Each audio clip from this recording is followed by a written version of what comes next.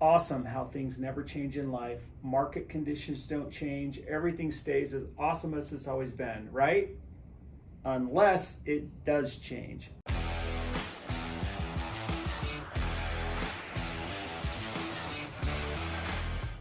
I think we're seeing a little bit of a shift and change in the real estate market. Clearly, I think we are. And so I want to just talk about some of those things right now and things that I'm looking for. And I'll admit up front, I don't have all the answers. I don't have the solutions, but these are the things that I'm paying attention to hopefully put myself in a spot where I can take advantage of the shifting market and preserve the deals that I have going that were maybe bought back when prices, we might look back, were a little higher, and still succeed and have success. So I was lucky enough last week. This video today is June 23rd, 2022. So I was lucky enough last week to be at a group I'm a part of called Genius Network, where Dr. Alan Bernard came and talked. And he talked about a really cool concept about, in life and in business, that there's this thought of, like, say things are impossible or maybe you can't do that, but he put one key word in that's unless. It's impossible, or this could be challenging, or this is going to be really difficult unless we figure out a way for it not to be. And so it sounds really simple, but the more you get thinking about it and Google his name and watch some of his YouTube videos, he's a really, really smart guy. And so I kind of want to theme this with the unless, right? So there's 4 things I kind of want to talk about. We could talk about a gazillion different things, but what I'm looking at right now to protect myself and to give myself the best information possible to make good decisions right now, number one for sure is mindset. Let's make sure that our minds are right. We're feeding our mind every day with positive, solution-oriented messages, and let's not have our head in the sand at the same time and pretend that everything's the same as it's always been, because we are seeing a shift. I am sensing fear, a little bit of fear, anxiety, scarcity, that maybe real estate values might slide or whatever, and that's okay. We can't control what's going to happen to the markets, just like we couldn't control how awesome it's been the last couple of years with super low rates and prices going through the roof. But we can control what's in our head, what's between our ears, and the actions we take as a result of it. So I guess number one, get off of any negative social media, clickbait, people throwing out one-liners to scare people. Everybody has an agenda. So I'm hoping that my agenda is to control what I can control inside of my ears, think positive. There's people that I follow every day and I've done it, and I'll put a link to some of these resources at the bottom of the video. But, I listen every morning to Darren Hardy about getting better every day. I'm trying to read books that put me in a positive mindset. I'm trying to listen to people like Dr. Alan Bernard, other people locally that have a positive yet realistic outlook on what's going on. So number one, get your mind right. If we have our minds right, we'll be able to overcome anything. So about market conditions, obviously mortgage rates have been creeping up. In some ways, they've doubled over the last 9 months or so, depending on when the low point of the interest rates were. So there is a math problem here that's kind of hard to ignore, where with the increase in rates, the affordability is a lot harder for a lot of people. Now, at the same time, inventory is still super, super low. So I don't know what exactly is going to happen, but if I were to bet, rates probably continue to go up. There probably is more and more inventory coming on the market, which only tells me that prices are probably going to cool off. Whether they're going to stay flat, whether they're going to drop, I actually don't know. But I am banking and planning on a slide in pricing. And I think the slide will be different depending on where the home is located. And I'm coming to you from Salt Lake City. That's the market I know the best. And so a lot of my comments will be related to Salt Lake City, but it ultimately goes back to location, location, location, and the inventory around you on kind of a macro level, but also on a micro level, neighborhood specific. The other point I want to talk about is negotiations and pricing, whether you're buying now or selling now. So let's go back to rates for a minute. Rates, and I'll include a link of the rate watch that I look at. But as rates go up, that's going to cause more people to be priced out of the market. And until wages and everything come up with where inflation is going, it's going to be a little challenging for people to buy what they could have bought before. So then who buys those houses? Well, maybe investors come in and buy them, but then investors are faced with the same interest rates, and it's going to make things hard to cash flow. So people that can qualify, maybe they'll get co-signers. I don't know. Like, it'll be really interesting to watch, but I would just be sensitive to like where rates are at in relation to inventory. I don't have a great answer on it, but I'd look at it like a math problem. Where are the median incomes right now? Can those incomes support some of the most affordable product right now at the current interest rates? It's getting really challenging. If you're out in Kearns or West Valley or Glendale, where some of the pricing is the best, you're looking at, for a first-time homeowner, $2,800 to $3,200 a month in payment. That might be a little challenging. Whereas that rent payment now for that same house might be $2,400 a month. So things have shifted. Whereas maybe 9 months ago, it was cheaper if you could qualify to buy than it was to rent. And now it's almost maybe cheaper to rent than to buy, given where rates and pricing is. So anyway, watch rates. Inventory. Watch inventory closely. It's seasonally normal for inventory to go up this time of the year. So that's normal, but let's see if inventory gets back to where it historically has been. If it does get back to where it's historically been and rates stay high and pricing stays high, it'll be really interesting. Buyers are going to have a ton to choose from. I suspect there'll be more distressed properties coming on. People are going to have a harder time making payments on things as inflation is cutting into budgets. So I think odds tell us there's going to be more inventory, more distressed inventory, more good inventory, but there's just going to be more inventory overall, which that means there's going to be more days on market. It's going to take longer to sell. There's going to be better chances for discounted properties. And this goes into, I guess, part of the negotiations. And I might loop back the inventory minute to give an example of what I was looking at this morning. But there's going to be better chances to negotiate better terms on houses, better prices on houses. And so if you're an investor, this is going to be a really exciting, fun time going forward. I guess it's always a good time to be an investor, right? You just got to know what part of the game we're playing. But so there are going to be some good buys, maybe the chance to get seller financing where we wouldn't have been able to have it before.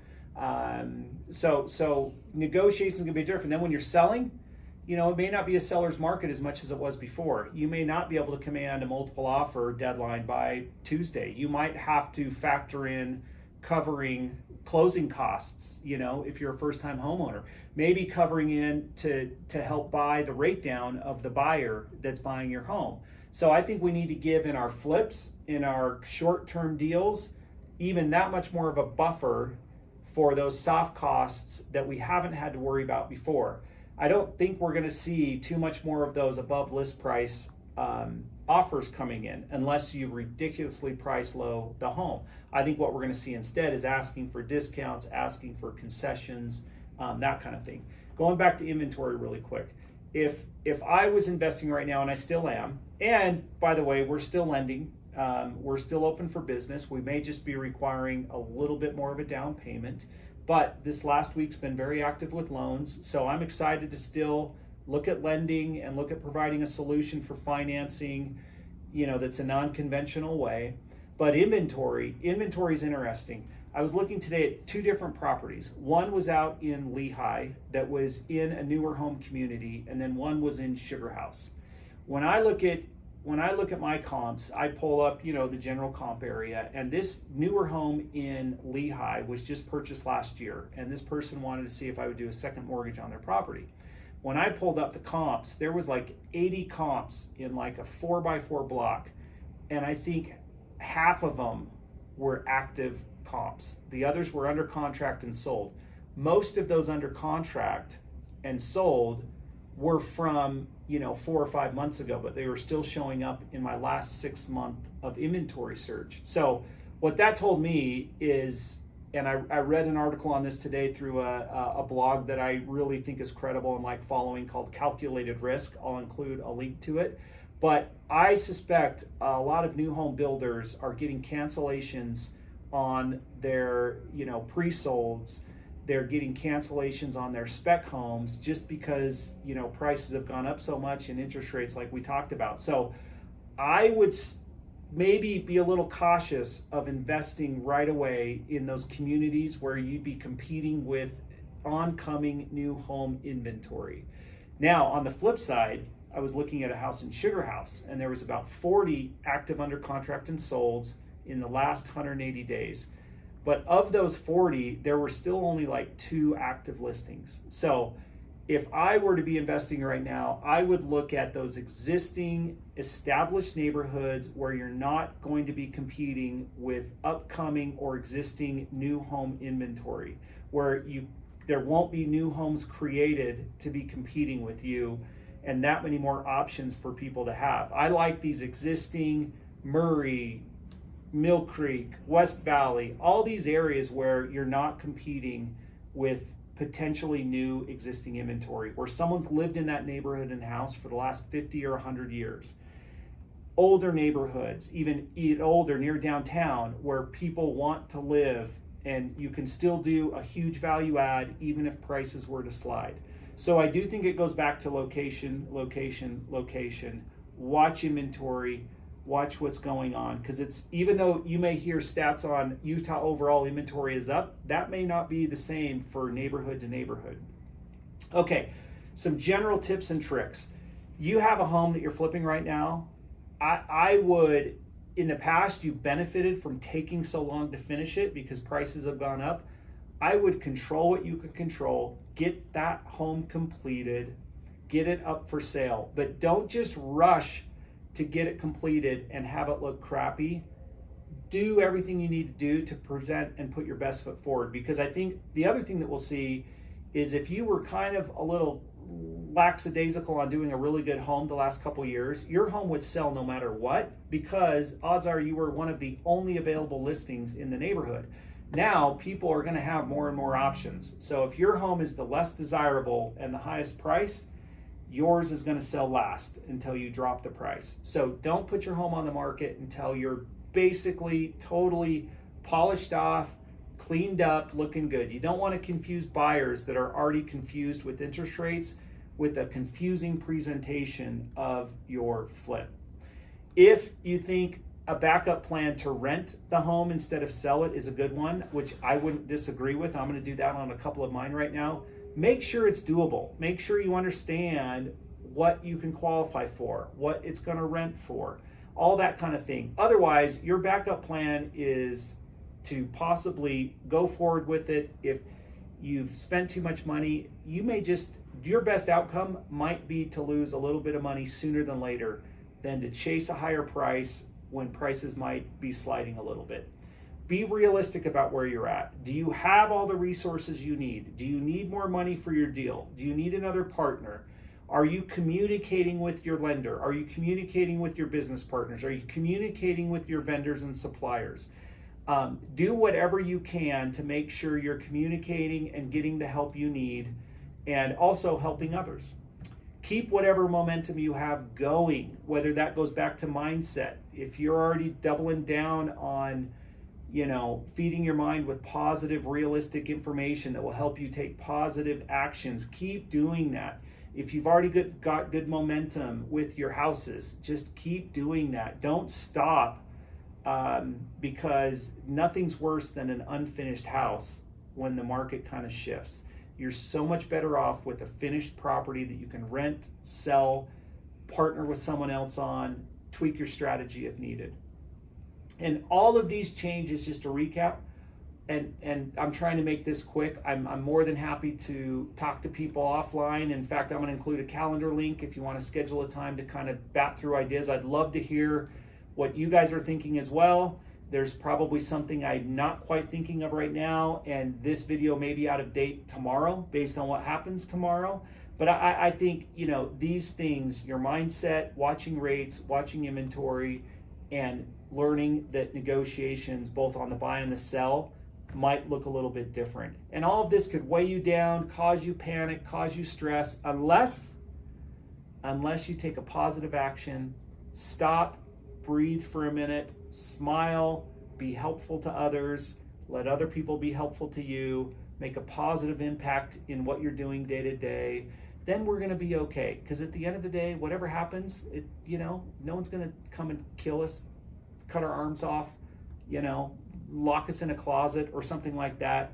We've all been in this real estate game, and most people have had amazing success because of the low rates and the low inventory, and it's shifting right now. That's okay. There's still going to be a place to win going forward. There's always going to be opportunities in real estate, and I am very excited for all the challenges and opportunities that may be coming, because at the end of the day, whatever challenge, there's always an opportunity on the other side of it. So let's look for those and think of that word unless, especially if you're getting into a dark spot. This is hard, this is challenging, unless I can change my mindset and find the solution, which I know you can, because I'm going to be looking for them too. So check out the links and check out my other videos, and if I can help in any way, let me know. Thank you.